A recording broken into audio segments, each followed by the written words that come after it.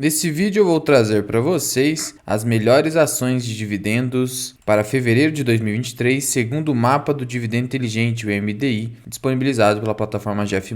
Então vamos ouvir. Salve, salve, investidores! Como é que vocês estão? Sempre lembrando que antes de continuar, você clica no botãozinho vermelho de inscrever-se para ajudar esse canal, tá bom? E antes de trazer aqui as empresas desse vídeo, quero recapitular do que se trata o dividendo inteligente, principalmente para quem está chegando agora no canal ou nunca viu um vídeo relacionado a esse tema. Para maiores detalhes, tem o nosso artigo no site Mirai Invest a respeito do dividendo inteligente. Mas em linhas gerais, o que significa? É uma técnica desenvolvida pelo Barsi que consiste em mapear os momentos em que empresas pagadoras de dividendos costumam anunciar seus proventos ano após ano. Então temos, por exemplo, ali o Santander, que anuncia a cada trimestre, temos o BB Seguridade, que anuncia 2 vezes ao ano, e aí o Barsi identificou esses momentos da carteira previdenciária dele e mapeou quando essas empresas costumam anunciar o provento. E o que acontece? A fim de fugir da alta dos preços que acaba ocorrendo nesse mês de anúncio, nesse momento de anúncio, porque as pessoas correm comprar as ações daquela empresa porque anunciaram os proventos, o Barsi decidiu comprar antecipadamente, de preferência um mês antes ou semanas antes, aquela ação, a fim de fugir dessa alta e aumentar o seu dividend yield. Portanto, é uma estratégia que visa comprar mais barato ações, já que preço importa, e importa muito no que se refere a dividendo. Por isso, no caso do nosso vídeo, nós vamos trazer as ações que costumam anunciar em fevereiro, então nós compramos em janeiro. Lembrando que esse vídeo não é nenhuma recomendação de investimento. Aqui estamos então com a plataforma GF+, e aqui temos as ações que anunciam em fevereiro. Vou trazer apenas ações boas pagadoras de dividendo, porque senão não faz sentido. E a primeira ação dessa lista é o Banco do Brasil, código em bolsa BBAS3, que acabou tendo uma bela de uma correção em razão do efeito Lula. Logo após as eleições, as estatais têm caído bastante e com o Banco do Brasil não foi diferente. Embora você veja aqui uma valorização de 30% nos últimos 12 meses, o que você tem na verdade é que após outubro as ações caíram bastante. Veja só a que ponto chegamos aqui em outubro, a R$ 43. Aí as ações caíram muito até esse patamar atual de R$ 33. Dessa forma, as ações voltaram a ter um preço interessante, negociando abaixo de 4 vezes lucro, uma relação preço-valor patrimonial de 0,62, ou seja, o mercado está disposto a pagar apenas 62% do patrimônio líquido da empresa. Esse é um patamar que historicamente não se vê. Geralmente o banco negocia muito próximo do valor do patrimônio líquido, só que atualmente, desde o ano passado, isso não tem acontecido. Diante desses preços bastante baixos, o Banco do Brasil tem ostentado um dividend yield elevado. Meu dividend yield on cost em Banco do Brasil, porque eu tenho um preço médio de R$ 30, é de 15%. É claro que não podemos esperar um dividendo tão alto nesse ano de 2023, principalmente com o Lula no poder, mas ainda assim podemos esperar algo em torno de 3,20 a 3,50 por ação, o que já lhe daria nesses preços aqui um dividend yield próximo de 10%. Ah, Luan, mas 10% é inferior à Selic, que está em 13,75%. Por que eu investiria então na empresa? Acontece que esses 13,75% não são líquidos. Se você descontar o imposto de renda, dependendo de quanto tempo você está com seu investimento na renda fixa, de acordo com a tabela regressiva, você vai ter ali apenas 10% de rendimento líquido. Então, esse dividendo já bateria ou ficaria páreo à renda fixa líquida, já que os dividendos ainda são isentos de imposto de renda. Ademais, o Banco do Brasil está com um payout de 40%. Pode haver até uma redução de payout nesse ano. Dessa forma, 60% do lucro líquido do Banco do Brasil fica no banco para reinvestimento, expansão da carteira de crédito, etc. Dessa forma, esses 10% que já conseguem tancar a renda fixa são apenas 40% do lucro líquido do banco, já que é esse o payout. Então há muita diferença aqui, o potencial de ganho é muito maior no longo prazo. Sendo que, segundo a listagem aqui do investidor Buy and Hold, do investidor 10, o Banco do Brasil tem a nota 100, atende a todos os critérios aqui relevantes para o investidor de longo prazo. E o Barsi já citou na sua biografia que já comprou vários bancos que quebraram, mas o Banco do Brasil de fato foi o banco mais resiliente e que de fato deu mais rentabilidade para a carteira dele. E ao contrário do que muita gente pensa, Banco do Brasil entregou uma excelente rentabilidade dos últimos 10 anos, 139%, com ganho real de 35%. O Ibovespa não entregou nem 100%, portanto, é um bom investimento e foi um bom investimento nos últimos anos. Não é recomendação de investimento. A segunda ação da nossa lista é o Banrisul, que também anuncia aqui em fevereiro, e aqui apenas a classe de ação BRSR6, já que as demais não têm liquidez nenhuma, uma liquidez muito baixa e seu risco fica muito grande. E aqui o dividend yield do Banrisul, 9,37%. O banco também vai pagar provavelmente nessas cotações 10% de dividend yield. É um banco que negocia múltiplos aqui de preço a valor patrimonial mais descontado do que o Banco do Brasil, só que diferentemente do Banco do Brasil, esse PVP não está muito abaixo da história do Banrisul. Então você vê aqui, 2017 o Banrisul negociava abaixo, 2016 bem próximo do patamar atual, 2015 também. Só teve ali bons momentos em 2019 e 2018 por causa do ciclo de baixa nos juros que beneficiou ativos de renda variável, fazendo com que eles ficassem mais precificados. Só que o Banrisul entregou uma rentabilidade negativa. Olha aqui, quem carregou por 10 anos o Banrisul teve apenas 1,51% de ganho. Nos últimos 10 anos, então, você teve uma rentabilidade real negativa. Portanto, mesmo nesse preço aqui, que é considerado um preço baixo, abaixo de R$10, Banrisul é bem descontado, ainda assim, não espere uma grande rentabilidade em Banrisul. Pode ser uma opção para a carteira de dividendos, só que ele tem, historicamente, como banco, exercendo a sua atividade principal, uma rentabilidade baixa. Olha aqui, a margem líquida do banco é bem baixa, então o Banrisul seria um caso urgente de privatização, já que, como estatal, o banco está entregando muito, mas muito pouco. Não é recomendação de investimento. E a terceira ação dessa lista é o Santander, e você já percebeu que esse é o mês dos bancos. E aqui eu trouxe tanto o SAMB3 quanto o SAMB4, porque são as duas ações que eu compro na minha carteira. E como é que eu faço isso? Como as duas ações têm liquidez que não é muito alta, mas também não é muito baixa, e para mim são liquidez satisfatórias, eu fico fazendo um câmbio nas minhas compras entre classes de ações.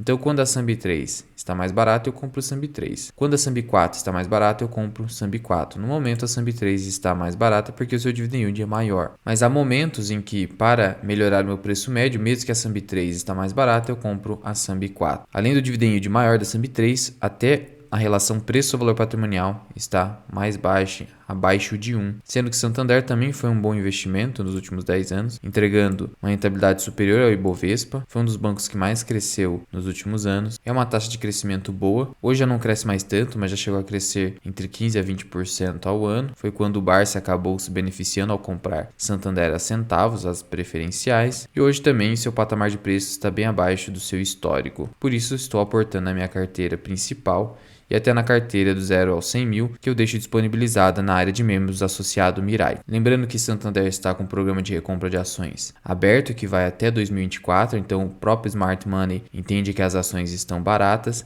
anunciou o provento em outubro e não tem falhado nos anúncios de proventos trimestralmente, geralmente após a publicação do resultado trimestral. E o resultado trimestral do Santander justamente em fevereiro. Valendo lembrar que o banco não pagava trimestralmente dividendos aos seus acionistas, foi uma recomendação do Barsi numa reunião, e aí finalmente o banco a partir de 2012 passou a ter essa política com a periodicidade que de fato valoriza o acionista. Saltando-se aqui para o setor elétrico, temos a ENGIE, que também tem uma projeção de dividendo bastante interessante para esse ano de 2023. A ENGIE não tem andado de lado nesses últimos 2 anos, muita gente tem se questionado por que isso tem acontecido. Nos últimos 5 anos teve uma performance muito baixa, mas em 10 anos entregou uma rentabilidade ali de Banco Santander. É uma empresa já muito grande, não tem um potencial de crescimento muito alto, por isso não vai dar uma grande explosão na sua carteira, mas é uma companhia que você pode dormir tranquilo, afinal é uma das melhores elétricas da nossa bolsa. Só que veja aqui o crescimento da receita bem baixo, empresa de crescimento lento. Nós temos ENGIE ali na nossa carteira Philip Fisher, porque é uma companhia excelente, mas junto com Magalu tem trazido ferro para a nossa carteira. Estamos perdendo 15%, porque de fato a companhia tem andado apenas de lado ou caindo. Sendo que por ser uma empresa muito boa, negocia múltiplos bem elevados, bem acima das demais, só que paga um dividendo excelente mesmo assim. E a projeção de dividend yield de ENGIE para o ano de 2023 é algo em torno de 7 a 9%. Para uma elétrica aí, que negocia múltiplos desse tamanho,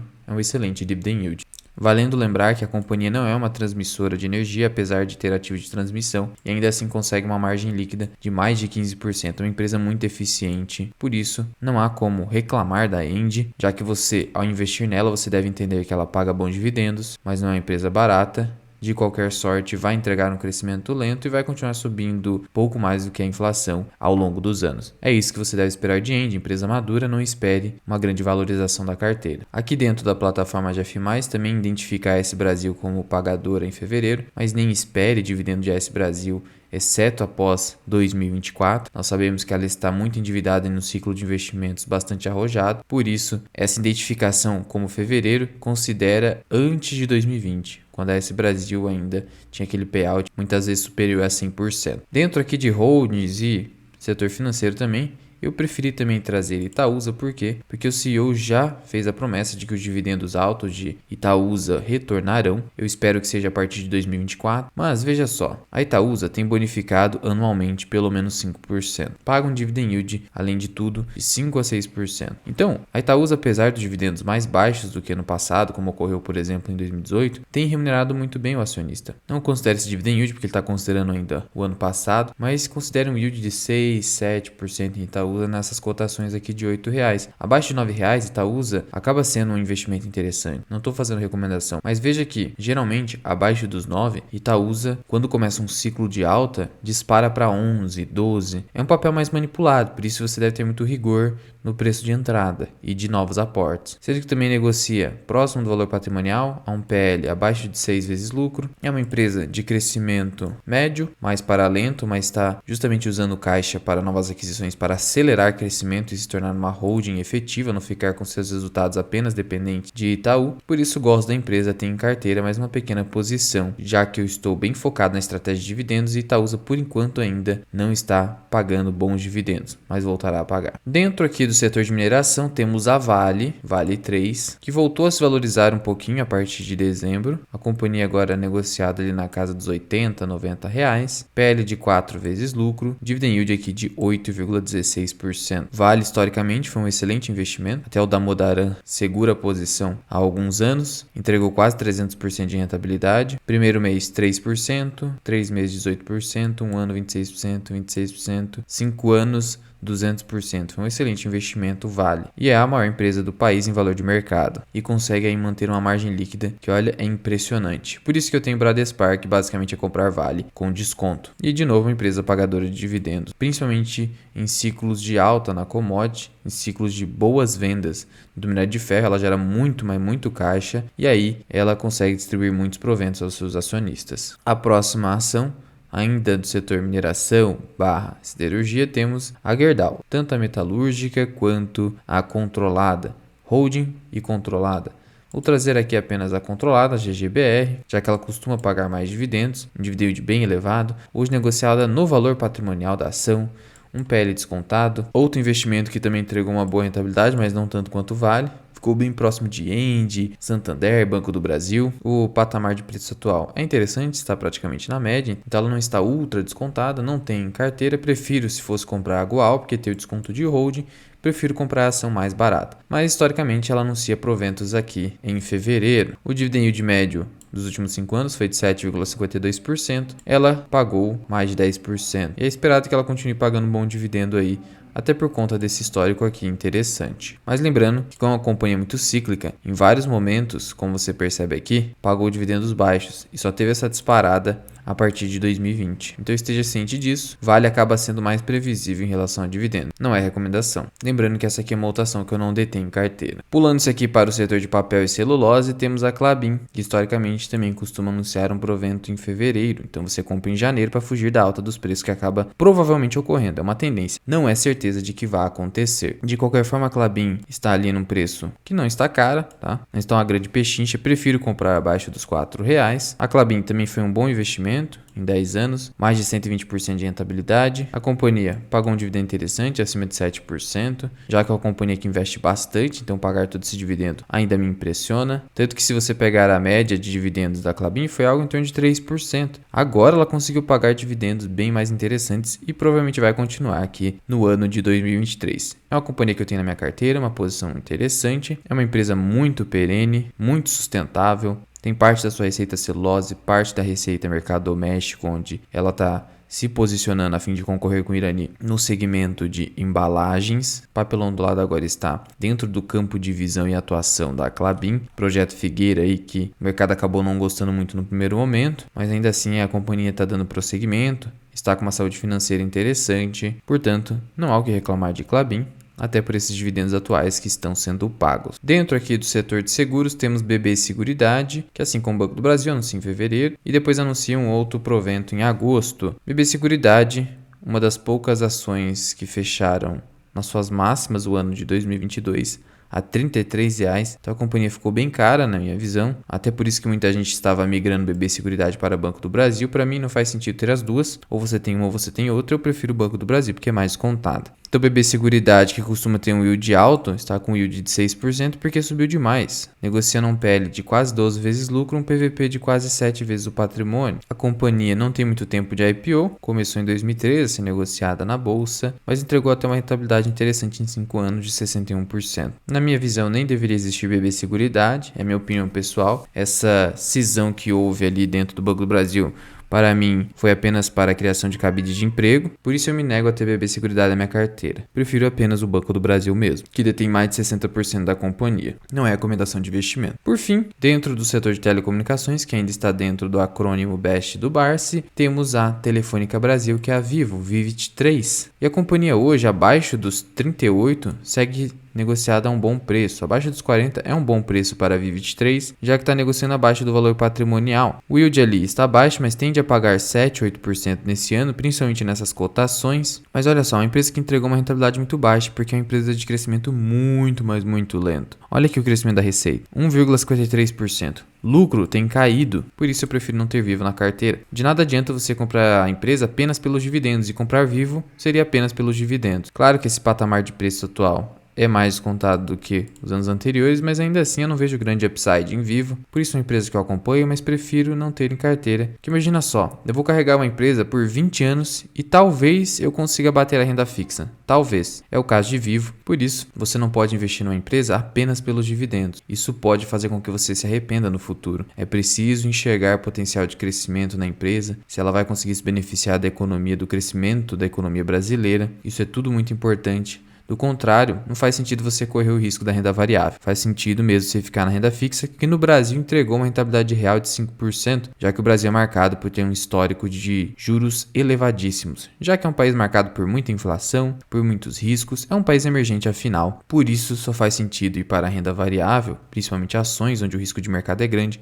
quando a empresa de fato tem perspectiva de crescimento que compense esse risco. E se você quiser aprender mais sobre investimentos, considere se tornar membro do canal associado Mirai. Você tem acesso à nossa carteira do 0 ao 100 mil, onde aportamos mensalmente ali e montamos uma carteira previdenciária do absoluto zero. Você tem aulas sobre small caps, sobre indicadores da análise fundamentalista. Você também tem acesso aqui a lives exclusivas, onde você pode tirar suas dúvidas comigo. Além do sorteio mensal da caneca Mirai. Você pode cancelar a qualquer momento, associado Mirai. Mas já vai deixando aqui nos comentários, você tem alguma das ações desse vídeo? Alguma delas está no seu radar? Conta aqui pra mim, Mirai. Muito obrigado por ter ficado comigo até aqui. Eu sou o Luens, que o canal Mirai Investing. Até o próximo vídeo. Fui!